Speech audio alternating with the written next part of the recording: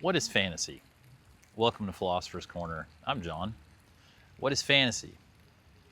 The standard definition of fantasy is a creative imagination's application into reality, usually manifesting in what they call a genre of art called fiction that deals with supernatural or fanciful artistic hallmarks. So basically, fantasy is the application of one's imagination. So why does it play such a prevalent part in human life? And why has it been with us for so long? And why is it always relegated to fiction? So I guess the first part about it being relegated to fiction is kind of easy because we're dealing with projections of things that really express like psychological desires, and fantasy is probably the primary tool for exercising the imagination. And when we look at a human being and how a human being is constituted, and we recognize the fact that human beings are, out of all of the creatures on Earth, have the most ability to consciously create environments and realities within the world. And when we look at a human being from that perspective, and then we go through how a human's constituted in terms of their biological makeup, and what organs they have and what faculties they have in order to create things in the reality, when you go through all of the parts of a human in regards to creation, the lens at which we get to that interacts between thoughts and creating the reality can really best be described as imagination.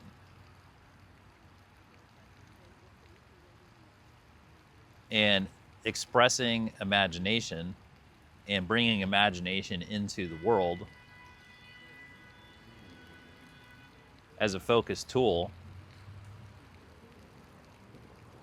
lends itself to fantasy. Because in the projection of fantasy, which is a combination, it's an overlay of things that we would like to happen, utilizing the idea of supernatural events, mystical events, abilities that go beyond the regular third dimension physics.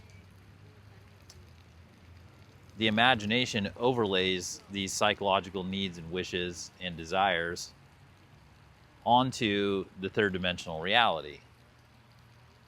And that's typically what, when we watch like fantasy movies or read fantasy literature, really what you're experiencing in is the blending of the desire of creative psychological needs being laid over the third dimensional baseline reality. And so that's what you get. That's when you get, sword and sorcery stories. You get fairy tales. You get really most science fiction is really fantasy more than science fiction.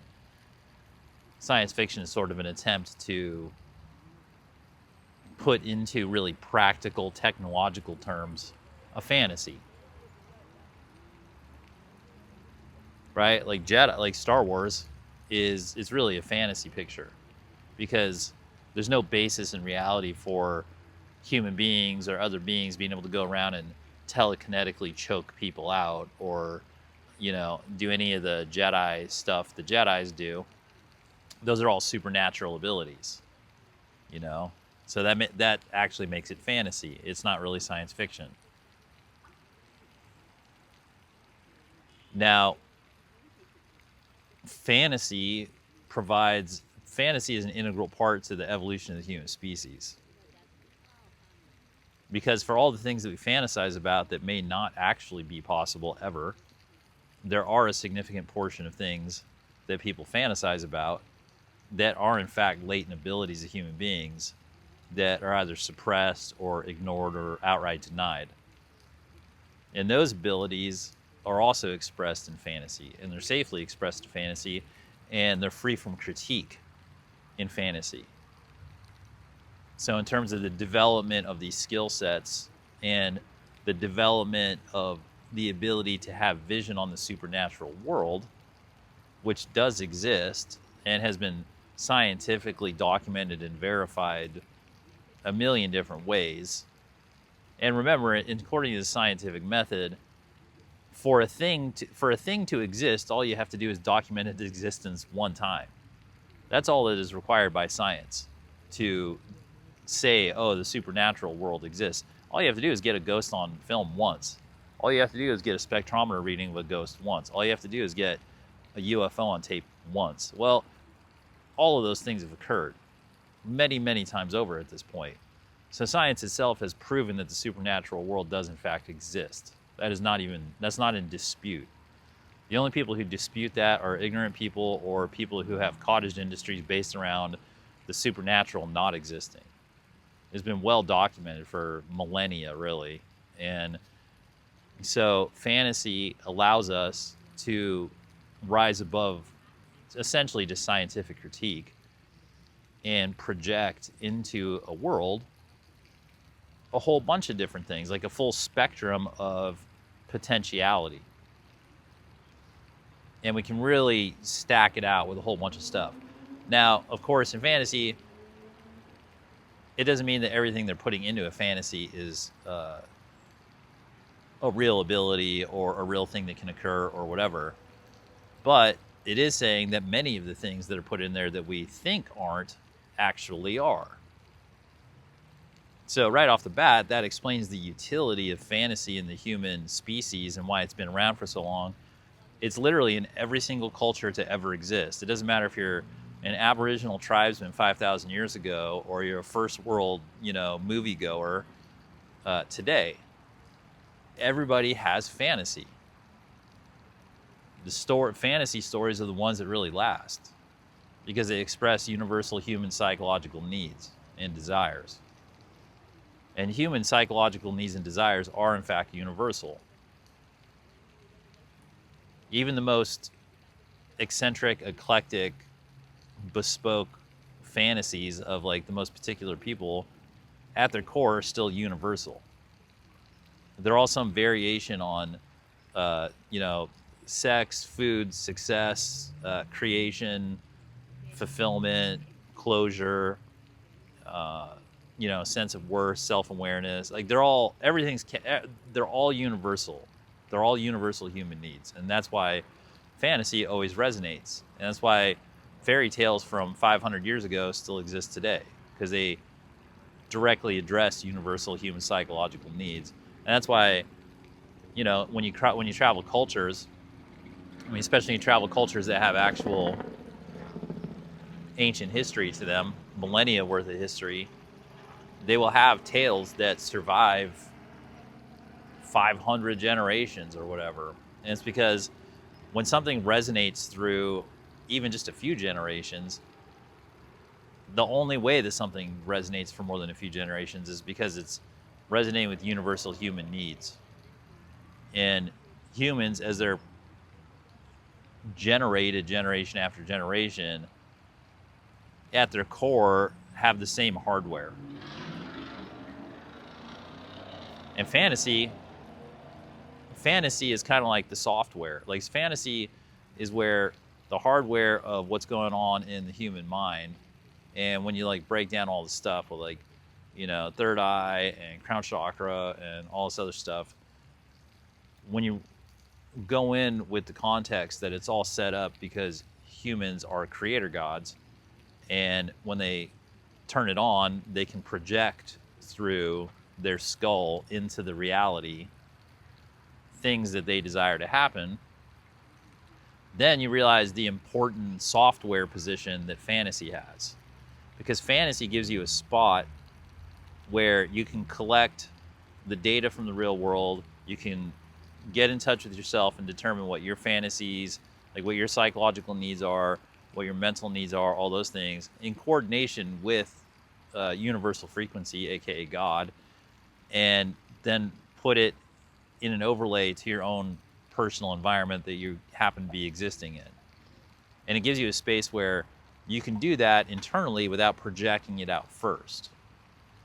That's one of the key components. That's one of the key utilities of fantasy, is that you can keep it internal and you can sort through all the different things and determine what your actual like wishes and desires and all those things are. And many will be self-centered and many will be altruistic and everything in between. But fantasy gives us that spot to really explore our personal preferences about many things. And then it also allows us to get comfortable with the idea that we have supernatural abilities and that others have supernatural abilities, which is true. And that's so that you can deal with all that before you start to externalize it in any manner, whether you want to try to like live it out, whether you want to turn it into a piece of media or art or whatever it is you want to do with that, once you get that concept into your mind.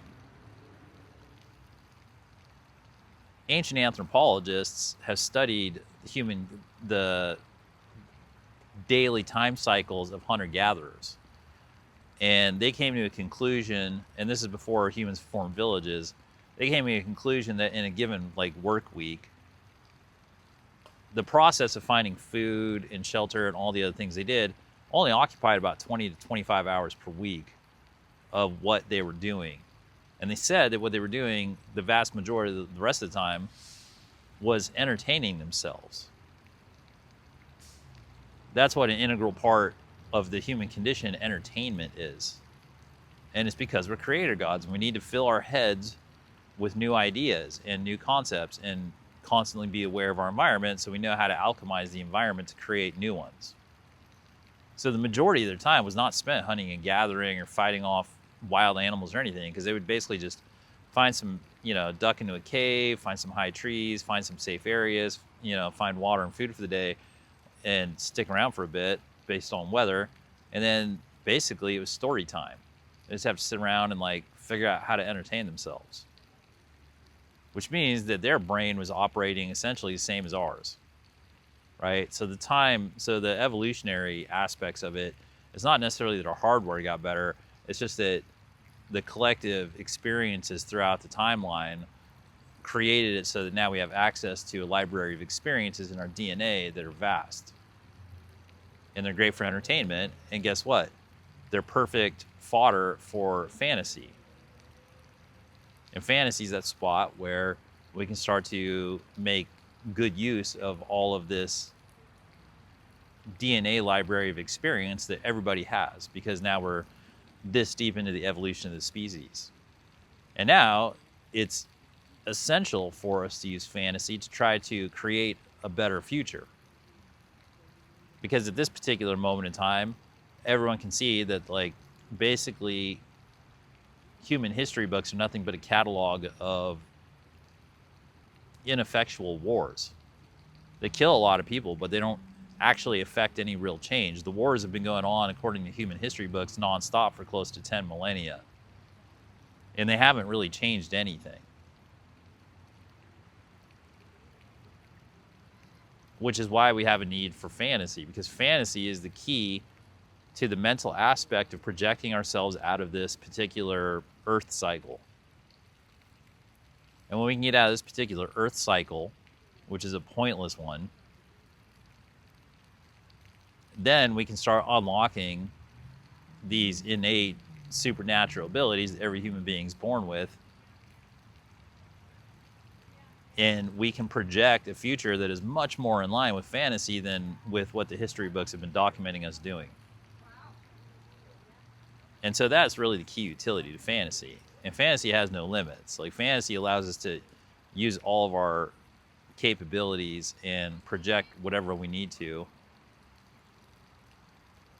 so that we can use our full creative powers. It's sort of the area where we can really integrate, incorporate, and project our full creative capabilities. And that's when we can start to optimize the species and the human individual, is when we're allowed to and encouraged to unlock these latent abilities that we all have. And fantasy is really the key to do that. So what is fantasy? It's a key to a brighter future for humanity. Well, thanks for spending some time here at Philosopher's Corner. I hope you found it helpful. And as always, have fun.